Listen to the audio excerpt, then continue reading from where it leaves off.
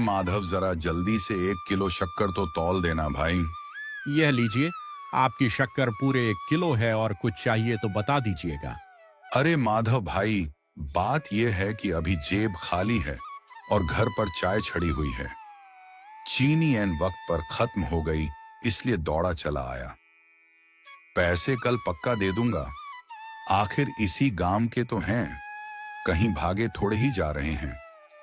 छोड़िए भाई, पैसे तो आते रहेंगे, आप कल दे देना। तभी दुकान पर संदीप का आना होता है और वह आते ही कहता है, अरे ओ माधव, 2 किलो चावल निकाल देना। कहाँ भागे जा रहे हो भाई, कम से कम इन चावलों के पैसे तो देते जाओ। माधव, माफी चाहता हूँ, पर अभी पैसे नहीं दे पाऊंगा। घर के हालात बहुत खराब हैं और खाने को कुछ भी नहीं है। अगर आज तुमने ये चावल नहीं दिए तो मेरा सारा परिवार आज रात दाने दाने के लिए तरस जाएगा और सबको भूखे पेट ही सोना पड़ेगा। भाई इतनी फिक्र मत करो, आज तुम यह चावल ले जाओ।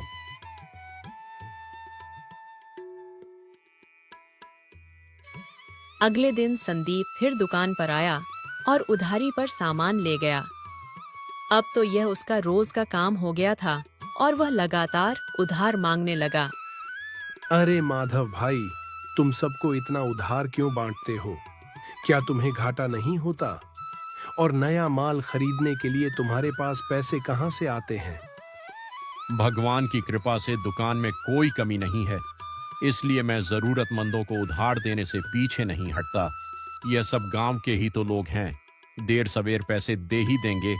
हमें एक दूसरे की सहायता करनी चाहिए, खासकर जब कोई मुश्किल में हो।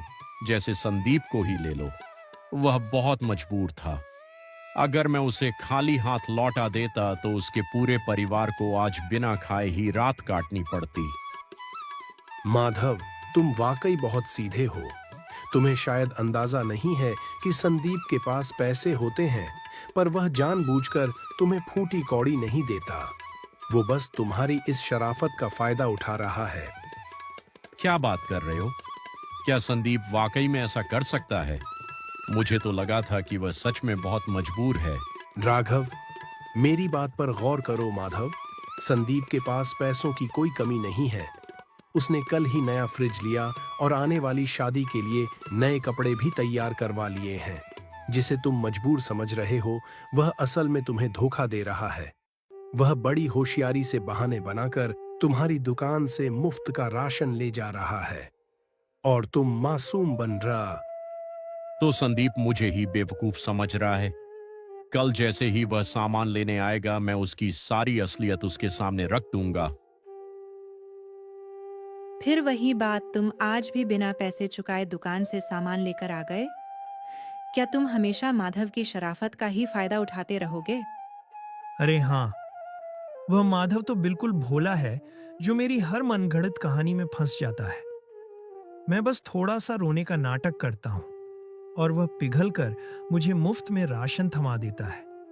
उसे बेवकूफ बनाना तो मेरे बाएं हाथ का खेल है। पर यह तरीका ज्यादा दिनों तक काम नहीं आएगा। आखिर वह भी तो दुकानदार है। कब तक अपनी दुकान लुटाएगा? आज नहीं तो कल तुम्हें उसकी पूरी उधारी पाई पाई करके भरनी ही होगी। अरे छोड़ो भी, मैं उसे पैसे देने वाला नहीं हूं और ना ही उसे कोई कमी पड़ने वाली है। थोड़ा राशन उसने हमें दे दिया तो उसका खजाना खाली नहीं हो जाएगा। पैसे मांगने पर मैं बस लाचारी का ढोंग कर दूंगा और वह मूर्ख फौरन पिघल कर कहेगा कि उधार बाद में चुका देना। वह तो गांव भर का मसीहा बना फिरता है, सबको उधार देता है। कल देखना, मैं अपनी बातों के जाल में फंसाकर उससे 2 किलो आटा भी मुफ्त में उठा लाऊंगा। दूसरे दिन संदीप ने फिर से अपनी मजबूरी का मुखौटा लगाया और माधव की दुकान पर जाकर बोला, भाई, घर में आटा खत्म हो गया है, क्या 2 किलो आटा उधार मिल सकता है? देखो संदीप, अब बिना पिछला हिसाब किए तुम्हें एक दाना भी नहीं मिलेगा। तुम्हारी उधारी 300 तक पहुंच गई है। पहले पुराना हिसाब करो, उसके बाद ही आटे की बात करना। ऐसा मत कहो माधव, तुम तो बहुत दयालु हो। मेरा बेटे बीमारी की हालत में भूख से रो रहा है और घर का राशन पूरी तरह खत्म हो चुका है। अगर तुम गेहूं नहीं दोगे तो मेरे परिवार के सामने जान का संकट खड़ा हो जाएगा। मैं इस उम्मीद में आया था कि तुम मुझे निराश नहीं करोगे। आखिर इंसानियत भी तो कोई चीज है। अपनी जुबान को लगाम दो संदीप। झूठी हमदर्दी बटोरना बंद करो। पैसों की खातिर अपने बच्चे की सेहत का सौदा करते तुम्हें शर्म नहीं आती? मुझे सब पता है कि तुमने कल ही नया फ्रिज लिया है और नए कपड़े भी बनवाए हैं। तुम बस मेरी शराफत का नाजायज फायदा उठा रहे थे। अब तुम्हारा यह नाटक यहां नहीं चलेगा। पहले पिछला पूरा हिसाब करो, वरना दुकान से बाहर निकल जाओ। आज तुम्हें यहां से कुछ नहीं मिलेगा। इतनी सी बात का बतंगड़ क्यों बना रहे हो? 2 किलो आटा ही तो है, कोई बड़ी चीज तो नहीं मांगी। तुम्हारी दुकान तो अच्छी खासी चलती है। मुझे थोड़ा उधार दे दोगे तो क्या गरीब हो जाओगे? और रही बात उधारी की, तो गांव का हर दूसरा शख्स तुम्हारी दुकान से उधार ले जाता है। फिर आज सिर्फ मेरे लिए यह सारे नियम कायदे कहां से आ गए? मैं उधार देता हूं क्योंकि लोग ईमानदार हैं, पर तुम उनमें से नहीं हो। आज तक तुमने पिछला 1 रुपया भी नहीं चुकाया। बस हर बार नया झूठ बोलकर सामान ले गए। जरूरत के समय साथ देना मेरा फर्ज है, पर तुमने तो झूठ को अपना हथियार बना लिया है। तुमने मेरा फायदा उठाया है और यह बात मुझे बिल्कुल मंजूर नहीं। अब बिना पुराने पैसे चुकाए तुम्हें यहां से एक तिनका भी नहीं मिलेगा। बहुत बड़ा दुकानदार बन रहा है ना? जा नहीं चाहिए तेरा सड़ा हुआ आटा। पर मेरी एक बात लिख कर रख ले, जिस दुकान के भरोसे तू आज मुझे बेइज्जत कर रहा है, वह एक दिन ताले में बंद होगी। तब तुझे पता चलेगा कि अपनी अकड़ दिखाना कितना भारी पड़ता है। तुम्हारे कोसने से कुछ नहीं होने वाला संदीप। मुझे अपने कर्मों और अपने ईश्वर पर पूरा भरोसा है। लेकिन हां, अगर मैं तुम जैसे धोखेबाजों को यूं ही मुफ्त में सामान लुटाता रहा तो जरूर मेरी दुकान एक दिन बंद हो जाएगी। अब बहुत हुआ तो चुपचाप यहां से निकल जाओ। तुम्हें यहां से अब एक दाना भी नहीं मिलने वाला। ठीक है, अभी के लिए मैं यहां से जा रहा हूं। लेकिन याद रखना माधव, तुमने आज मेरी जो बेइज्जती की है, उसकी कीमत तुम्हें चुकानी पड़ेगी। वक्त हमेशा एक जैसा नहीं रहता। देख लूंगा तुम्हें भी। अरे, यह क्या देख रही हूँ? आज खाली हाथ वापस आ गए। क्या हुआ? क्या आज तुम्हारी आंखों के आंसू और बीमारी का नाटक माधव की दुकान पर काम नहीं आया? हाँ, आज माधव के तेवर बिल्कुल बदले हुए थे। उसने न केवल आटा देने से मना किया, बल्कि अपनी दुकान के मुनाफे के नशे में मुझे बहुत खरी-खोटी सुनाई। मुझे उस पर बहुत तेज गुस्सा आ रहा है। उसे लगता है कि उसकी दुकान हमेशा ऐसे ही चलती रहेगी। पर अब मैं उससे सबक सिखाऊंगा। अगर मैंने उसकी वही दुकान उससे नहीं छीन ली तो मेरा नाम बदल देना। अब उसकी बर्बादी का वक्त शुरू हो गया है। लेकिन तुम आखिर करने क्या वाले हो? तुम्हारे दिमाग में ऐसी कौन सी खिचड़ी पक रही है जिससे तुम उसकी इतनी बड़ी दुकान छीन लोगे? सिर्फ बातें नहीं करूंगा, अब ठोस काम करके दिखाऊंगा। तुम देख लेना, उसकी शामत आने वाली है। संदीप ने चुपके से माधव के अनाज में गंदा कचरा मिला दिया। 2 दिन बीतते ही ओए माधव, बाहर आ और जवाब दे। तूने क्या घटिया मिलावट की है? तेरे यहाँ का आटा खाकर मेरे बच्चे अस्पताल पहुंच गए हैं। साहब, आप क्या कह रहे हैं? मैं ऐसा नीच काम कभी नहीं कर सकता। भला मैं दूसरों की जान जोखिम में क्यों डालूंगा? बिल्कुल सही बात है। कल मैं भी चावल ले गई थी, पर उसमें सफेद प्लास्टिक जैसे नकली चावल मिले थे। माधव अब बहुत बेईमान हो गया है। लानत है माधव, तुम चंद खोटे रुपयों के लिए इतना गिर सकते हो। मैंने कभी सोचा भी नहीं था। तुम पैसों के लालच में आकर बेगुनाह लोगों के जीवन से खिलवाड़ कर रहे हो। तुम्हारे इस मिलावटी खाने से आज किसी की जान भी जा सकती थी। सब लोग तुम पर अटूट भरोसा करते हैं और सामान खरीदते हैं, पर तुमने सबके साथ ऐसा गंदा विश्वासघात किया। तुम्हें डूब मरना चाहिए। आप सब लोग मेरी बातों पर यकीन क्यों नहीं करते? मैंने ऐसा कुछ भी गंदा काम नहीं किया है। मैं इतने सालों से दुकान चला रहा हूं और मैंने हमेशा बहुत ईमानदारी से यह दुकान चलाई है। मैंने अपनी पूरी जिंदगी में कभी बेईमानी नहीं की। झूठ बोलना छोड़। अब सबको तेरा असली चेहरा पता चल गया है। अब तेरा झूठ बोलना बिल्कुल काम नहीं आएगा। भाई लोग अब और क्या देख रहे हो? इसने चंद पैसों के लिए सबके बच्चों की जान से खिलवाड़ किया है। इसको सख्त सबक मिलना चाहिए। रुको, गुस्सा शांत करो। मारपीट से कुछ नहीं होगा। इस चोरी और मिलावट का फैसला केवल पंचायत ही करेगी। चलो इसे सरपंच के पास ले चलते हैं। सरपंच साहब, आप मुझ पर विश्वास कीजिए। मैंने अनाज में एक रत्ती भर भी मिलावट नहीं की। यह सब मुझे फंसाने की साजिश है। सरपंच जी, इसकी बातों में मत आइए। ये झूठ बोल रहा है। लालच ने इसे अंधा कर दिया है। मैं भी यही सोचता था कि यह लोगों को उधारी देने का इतना नाटक क्यों करता है। इसकी दुकान हमेशा लबालब भरी कैसे रहती है? ये बरसों से लोगों को धोखा दे रहा है। यह गांव वालों की सेहत से खिलवाड़ है। इसे सजा मिलना बहुत जरूरी है। सरपंच साहब, मुझ पर रहम कीजिए और विश्वास कीजिए। मैंने कभी बेईमानी नहीं की। उधारी तो मैं इसलिए देता था ताकि किसी का चूल्हा ना बुझे। मैं तो बस लोगों की निस्वार्थ मदद करता था। ये मेरे साथ बहुत बड़ा अन्याय हो रहा है। सालों से गांव वाले मेरा अनाज खा रहे हैं।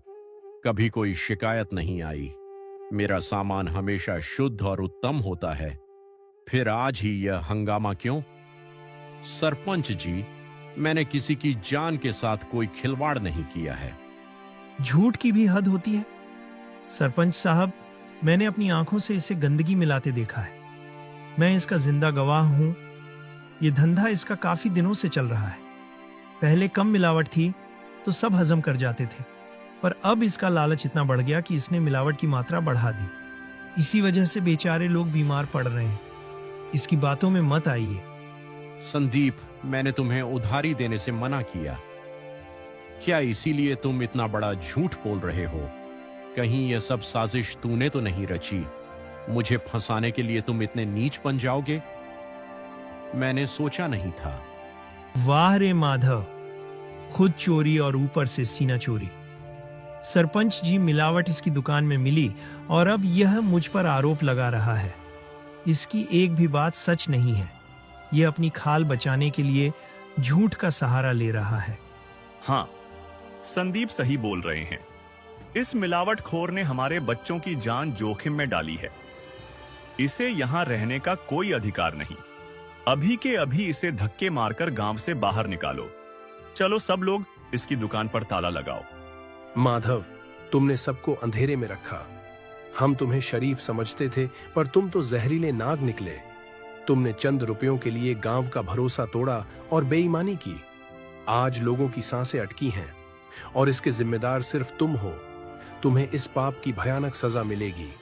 तुम्हें इसी पल यह गांव खाली करना होगा। इस पावन मिट्टी पर रहने का तुम्हारा कोई अधिकार नहीं बचा। नहीं नहीं सरपंच जी, मैं पूरी तरह बेकसूर हूं। मेरी एक आखिरी बात तो सुनिए।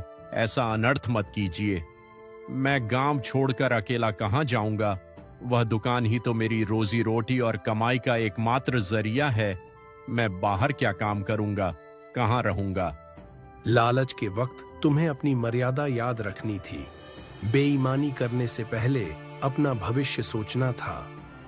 अब हम सब ने मिलकर फैसला कर लिया है और पूरा गांव एकमत होकर कहता है कि तुम्हें यहां से जाना ही पड़ेगा। अपना बोरियां बिस्तर उठाओ और निकलो। माधव पूरी तरह टूट चुका है। वह अपनी दुखी पत्नी सरला के साथ चुपचाप अपना झोला उठाकर गांव से बाहर निकल जाता है। ये सब क्या से क्या हो गया? मुझे यकीन नहीं हो रहा कि ऐसा भी कुछ होगा। आपकी ईमानदारी और मेहनत को पूरा गांव जानता था। इतने सालों में कभी दाग नहीं लगा, फिर आज ही यह आफत कैसे आ गई? ये झूठा कलंक आप जैसे नेक इंसान पर कैसे लग गया? मेरी समझ से बाहर है सब। मैं भी यही सोच रहा हूं, पर यह किसी की सोची समझी साजिश है।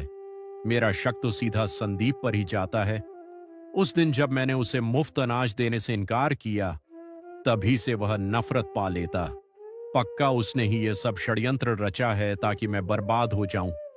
मेरी बात मान लेते तो आज यह दिन न देखना पड़ता। उधारी देना है, पर आपने ही उसे सिर पर चढ़ा रखा था। अब देख लिया एहसान का बदला। उसने आपको गांव से बेदखल करवा दिया। मदद का यही सिला मिला आपको। अब जो हुआ सो हुआ सरला।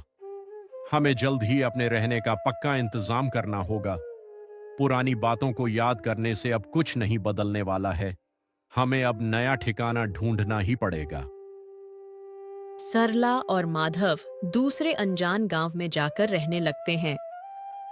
रहने की छत मिल गई, पर अब पेट की आग बुझाने के लिए पैसों का इंतजाम करना होगा।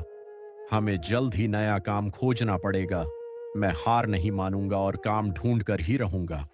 आप परेशान मत होइए, हम अपना छोटा सा काम शुरू करेंगे। मैं बढ़िया मसालेदार समोसे बनाऊंगी और आप उन्हें बाजार में ले जाकर बेच देना। मेहनत करेंगे तो बरकत जरूर होगी। क्या कहते हैं आप? यह काम सही रहेगा ना? बिल्कुल ठीक। अब यही हमारा रास्ता है। सरला घर पर खस्ता और चटपटे समोसे तैयार करती है। माधव उन समोसों को लेकर मुख्य बाजार में बेचने की तैयारी में बैठ जाता है। खस्ता और मजेदार समोसे, घर जैसा स्वाद एक बार खाओगे तो दीवाने हो जाओगे। समोसे ले लो। अरे भाई, समोसे तो देना। लीजिए, गर्मा गर्म जरा चक्कर देखिए साहब। स्वाद में लाजवाब है। आपको पक्का मजा आ जाएगा। घर के शुद्ध मसालों से बने यह ताजा समोसे हैं। क्या बात है, तुम्हारे बनाए समोसे तो वाकई में बहुत ही लाजवाब और स्वादिष्ट हैं। इन्हें खाकर दिल खुश हो गया। वाकई बहुत अच्छे हैं। ये लो तुम्हारे समोसे के पैसे। धीरे धीरे माधव की दुकान पर ग्राहक आने लगते हैं और पहले ही दिन उसकी तगड़ी कमाई होती है। घर लौटकर बताने पर सरला भी बहुत खुश हो जाती है। अगले दिन जब माधव दोबारा समोसे बेचने बाजार पहुंचता है तो वहां संदीप आ जाता है। माधव की बढ़ती हुई भीड़ देखकर वह जल भुन जाता है और गुस्से में कहता है, पागल मत बनो, इस ठग से समोसे मत लो। ये नंबर 1 का जालसाज है। तुम अनजान हो, पर इसे गांव से जलील करके निकाला गया है। किराने की दुकान की आड़ में ये लालची इंसान मिलावटी चीजें बेचता था और लोगों की सेहत खराब करता था। इसने इन समोसों में भी पक्का कोई गंदगी मिलाई होगी। इससे खरीदारी करना अपनी जान को खतरे में डालना है। इस गंदे इंसान के झांसे में मत आओ और फौरन यहां से हट जाओ। संदीप की कड़वी बातें सुनकर लोग उसकी बातों में आ जाते हैं। देख लिया मेरा जलवा, अब तेरा समोसा कोई छकेगा भी नहीं। उस दिन उधार मांग रहा था तो बड़ी शर्तें लगा रहा था। अब भुगत अपनी अक्कड़ का नतीजा। कहाँ गई वो किराने की दुकान और वो ठसक? अब समोसे की टोकरी लेकर घूम, फिर भी कोई पास नहीं भटकेगा। तेरी किस्मत में अब सिर्फ भूखा मरना ही लिखा है। देख लेना। शर्म कर संदीप, एहसान फरामोश कहीं के। आखिर मैंने तेरा क्या बिगाड़ा था? जब तुझे जरूरत थी तो मैंने ही मदद की थी और आज तू ही मेरी जड़ काट रहा है। इतना गिर गया तू लालच में। याद रख, दुनिया की अदालत भले ही चुप रहे पर ऊपर वाला सब हिसाब रखता है। एक दिन तुझे अपनी करनी का फल जरूर जरूर भुगतना होगा। तुझे लगता है तू जीत गया, पर यह तेरी सबसे बड़ी भूल है। ऐसा कहकर माधव चुपचाप अपनी टोकरी उठाता है और वहां से चला जाता है। समोसे वैसे के वैसे ही हैं। ये क्या आज समोसे नहीं बिके? आपकी शक्ल इतनी उतरी हुई क्यों है? क्या किसी ने कुछ कहा है? माधव ने सरला को संदीप की पूरी करतूत सुनाई। हार न मानते हुए अगले दिन माधव फिर से समोसे बेचने के लिए निकला। तभी रास्ते में उसे एक बेचारी बूढ़ी औरत दिखाई दी जो ठोकर खाकर नीचे गिर गई थी और दर्द से कराह रही थी। हे भगवान माँ जी, ये क्या हो गया? आप सड़क पर ऐसे क्यों गिर गई? कहीं ज्यादा चोट तो नहीं आई? आपकी तबीयत ठीक नहीं लग रही है। आपका घर कहाँ पर है माँ जी? मुझे जल्दी से बताइए। बेटा, बस कमजोरी से चक्कर आ गए थे। घर यहीं करीब है, मैं चली जाऊंगी। कोई बात नहीं, मैं आपको घर तक छोड़ देता हूँ। माधव उस बुजुर्ग महिला को सुरक्षित घर पहुंचा देता है। माँ जी उसे दुआएं देती हैं, पर जब वह समोसे बेचने वापस अपनी जगह पहुंचता है तो वहां सन्नाटा होता है। उसकी पूरी टोकरी चोरी हो चुकी होती है। हे ईश्वर, अभी तो टोकरी यहीं थी। आखिर कौन चुरा ले गया? अब मैं क्या बेचकर पैसे कमाऊंगा? लगता है आज किस्मत में खाली हाथ घर लौटना ही लिखा है। एक तो कमाई नहीं हुई, ऊपर से सामान भी खो गया। थका आहारा और खाली हाथ माधव घर लौटता है। वह सरला को बताता है। दुखी क्यों होते हो? ऊपर वाला हमारी ही परीक्षा ले रहा है शायद। देखना, एक दिन खुशियों की सुबह जरूर आएगी। यह बुरा दौर भी बीत जाएगा। बस आप हिम्मत और हौसला बनाए रखिए, सब बेहतर हो जाएगा। अगले दिन माधव फिर से समोसे लेकर बाजार की अपनी पुरानी जगह पहुंचता है। तभी एक अजनबी आदमी आता है और कहता है, भाई, मुझे तुम्हारी मदद की बहुत जरूरत है। मेरे यहाँ बहुत सारे अनाथ बच्चे हैं जिनका इस दुनिया में कोई नहीं। आज उनके खाने का कोई इंतजाम नहीं कर पाया और वे सब भूखे हैं। मुझ पर उपकार करो और यह समोसे दे दो। अभी मेरे पास पैसे नहीं हैं, पर जैसे ही इंतजाम होगा मैं तुम्हें छूता कर दूंगा। वे मासूम बच्चे भूख से तड़प रहे हैं। माधव को उस आदमी की बात सुनकर तरस आ जाता है। वह अपनी गरीबी और कल के नुकसान को भूलकर बिना कुछ सोचे अपनी टोकरी के सारे समोसे उसे दे देता है। तुम्हारा बहुत बहुत धन्यवाद भाई। सच में तुम्हारा दिल बहुत बड़ा है जो तुमने आज यह समोसे दिए। देख लेना, एक दिन ऊपर वाला तुम्हें इसके बदले बहुत कुछ देगा। तुम्हें ईश्वर सदा खुश रखे। अब मैं चलता हूं भाई। लगातार दूसरे दिन माधव खाली हाथ घर वापस आता है। उसकी जेब खाली थी। क्या हुआ जी, आप इतने खामोश क्यों हैं? आज तो समोसे सारे बिक जाने चाहिए थे। आज फिर बाजार में कुछ नहीं मिला। एक इंसान आया और बोला कि अनाथ बच्चे भूख से तड़प रहे हैं। मैंने दया में आकर उसे अपनी पूरी टोकरी दे दी। आज भी एक पैसा नहीं ला पाया। बस यही सोचकर दुखी हूं कि अब हमारा क्या होगा। ये सब सोचकर दोनों बहुत निराश हो जाते हैं। घर में न राशन था और न ही जेब में पैसे। जी, रसोई में कुछ भी नहीं बचा। सुबह बनाए हुए सिर्फ 4 समोसे ही बचे हैं। मैंने सोचा था आप कमाकर लौटेंगे तो रसोई सजेगी, लेकिन आज तो उन ठंडे समोसों से ही पेट की आग बुझानी होगी। तभी अचानक बाहर तेज बारिश शुरू होने लगती है। बिजली कड़कती है और उनके घर में एक साधु आते हैं। वे पूरी तरह भीगे हुए थे। बेटा, मेरी एक मदद करोगे? बाहर बहुत बारिश हो रही है। मैं इस भीगते मौसम में अपने घर नहीं जा सकता। क्या मैं आज की रात तुम्हारे यहाँ रुक सकता हूँ? जरूर बाबा। इतने तूफान में हम आपको बाहर कैसे जाने दे सकते हैं? बाहर का रास्ता बहुत खराब है। आप सुबह होने पर ही यहाँ से जाइएगा। बाबा, आपको भूख लगी होगी ना? बाहर इतनी ठंड और बारिश है। सच कहूं तो भूख से जान निकल रही है बेटा। इस बूढ़े शरीर में अब हिम्मत नहीं बची। जो कुछ भी सूखा घर में हो वहीं दे दो। सरला, जो समोसे रखे हैं वो बाबा को खिला दो। मेहमान भगवान का रूप होता है। हम अपना पेट काट कर भी इनका पेट भरेंगे। आखिर ये हमारे घर आए हैं तो इन्हें तृप्त करना हमारा धर्म है। हम पानी पीकर रात काट लेंगे। आपकी बात सही है। खाना बाबा को ही दे देते हैं। हमारी भूख तो बर्दाश्त हो जाएगी, पर इन बुजुर्ग को खाली पेट देखना ठीक नहीं। हम आज पानी पीकर सो जाएंगे। माधव सारे समोसे बाबा को दे देता है। बाबा खाकर सो गए। पर सुबह वहां कोई नहीं था। उनकी जगह सोने के सिक्कों से भरा मटका था। माधव और सरला यह देखकर दंग रह गए। उन्हें अपनी आंखों पर यकीन नहीं हुआ। हे भगवान, इतने सारे सोने के सिक्के, आखिर वह बाबा कहाँ चले गए?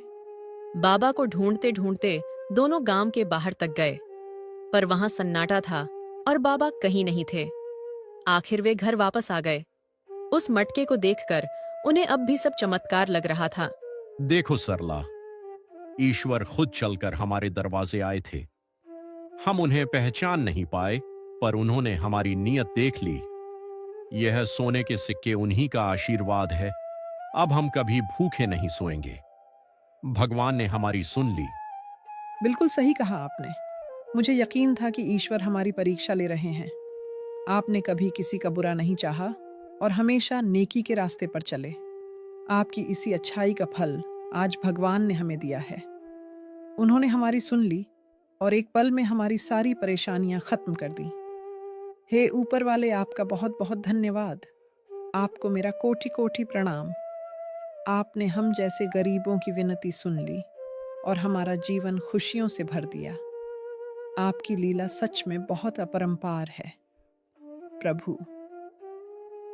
वक्त का पहिया ऐसा घूमा कि माधव की किस्मत चमक गई। अब वह एक अमीर इंसान था जिसके पास जमीन और बंगला सब था। अचानक एक दिन उसे सड़क पर एक भिखारी दिखा। जब माधव ने पास जाकर उसका चेहरा देखा तो उसके होश उड़ गए। वह भिखारी उसका पुराना पड़ोसी संदीप ही था। अरे संदीप, तुम यहाँ, तुम्हारी ऐसी हालत कैसे हो गई? तुम सड़क पर भीख मांग रहे हो। कहाँ गया तुम्हारा वह सारा धन और घमंड? तुम्हें इस हाल में देखकर मुझे बहुत दुख हो रहा है। संदीप के पैरों तले जमीन खिसक गई। माधव की अमीरी देखकर उसे बहुत बड़ा झटका लगा। वह शर्म के मारे झुक गया और उसे समझ नहीं आया कि माधव से क्या कहे। क्या बताऊं माधव भाई, मेरे बेटे की तबीयत बहुत खराब है। उसके ऑपरेशन के लिए डॉक्टर साहब ने बहुत पैसे मांगे हैं। उसके इलाज के चक्कर में मेरे खेत खलिहान तक बिक गए। अब मेरे पास कुछ नहीं बचा, इसीलिए मजबूरी में भीख मांग रहा हूं। तुम फौरन उठो भाई, परेशान मत हो। मैं खुद तुम्हारे बच्चे का इलाज करवाऊंगा। वह जल्दी ठीक होकर घर आएगा। तुम फालतू की चिंता छोड़ दो। माधव अपनी पुरानी दुश्मनी भुलाकर बच्चे का इलाज करवा देता है। इतना ही नहीं, उसने संदीप को कुछ नगद पैसे भी दिए ताकि वह अपना गुजारा कर सके। संदीप की आंखें नम हो गईं। माधव, मैं माफी के काबिल नहीं हूं। मैंने तुझे बहुत सताया, पर तूने बदले में मेरे बच्चे की जान बचा ली। मेरी बुद्धि भ्रष्ट हो गई थी जो मैंने एक सच्चे और ईमानदार दोस्त को धोखा दिया। आज मेरी आंखें खुल गई हैं। तुम सच में महान हो। मुझे अपने छोटे भाई की तरह माफ कर दो। चलो संदीप, जो हुआ सो हुआ। तुझे पछतावा है तो मेरी कोई नाराजगी नहीं। अब सारा ध्यान अपने बच्चे पर लगाओ। घर जाओ और उसे ठीक करो। कभी भी कोई परेशानी आए तो याद करना, मैं मदद के लिए हमेशा तैयार हूं। मैं ऐसे खाली हाथ घर नहीं लौटूंगा। आज पूरे गांव को पता चलना चाहिए कि तू कितना नेक है। मैं पंचायत के सामने अपने पापों का घड़ा फोड़ना चाहता हूं। तू मेरे साथ चल और सबको सच बताने दे। संदीप माधव को अपने साथ अपने पुराने गांव लेकर जाता है। वह पंचायत बुलाकर सारे लोगों के सामने हाथ जोड़कर माफी मांगता है। वह सबको सच बताता है कि माधव कितना ईमानदार और नेक है। धिक्कार है तुम पर संदीप। अपनी लालच के लिए तुमने एक मासूम को बदनाम किया। माधव जैसा हीरा इंसान तुम्हारी वजह से दर दर भटका। आज तेरा पाप सबके सामने है। अब तुझे कोई नहीं बचा सकता। रुक जाइए, गुस्से से काम मत लीजिए। संदीप बदल चुका है, तभी तो उसने खुद आकर अपनी गलती मानी है। मुझे उससे कोई गिला शिकवा नहीं, तो आप क्यों हाथ उठा रहे हैं? बेचारे ने अपनी सजा भुगत ली है। मेरी प्रार्थना है कि इसे एक मौका और दें। यह दोबारा ऐसी गलती नहीं करेगा। संदीप की गलती माफी लायक नहीं है। इसने तुम्हारे साथ भी बहुत गलत किया है, फिर भी तुम इसे छोड़ रहे हो। सच में माधव, तुम्हारा दिल बहुत बड़ा है। तुम्हारी जगह कोई और होता तो इसकी मदद कभी नहीं करता। तुम्हारे कहने पर ही हम इसे छोड़ रहे हैं, वरना इसे आज हम अच्छा सबक सिखाते। सरला, आज मुझे समझ आया कि जो होता है अच्छे के लिए होता है। उस दिन गांव ना छोड़ा होता तो आज हम इतने बड़े आदमी ना बनते। वक्त हमें सिखाता है कि मुसीबत के बाद ही सुख मिलता है। यह सब ईश्वर की एक परीक्षा थी जिसमें हम सफल रहे। आज हमारे पास सम्मान भी है और संपत्ति भी।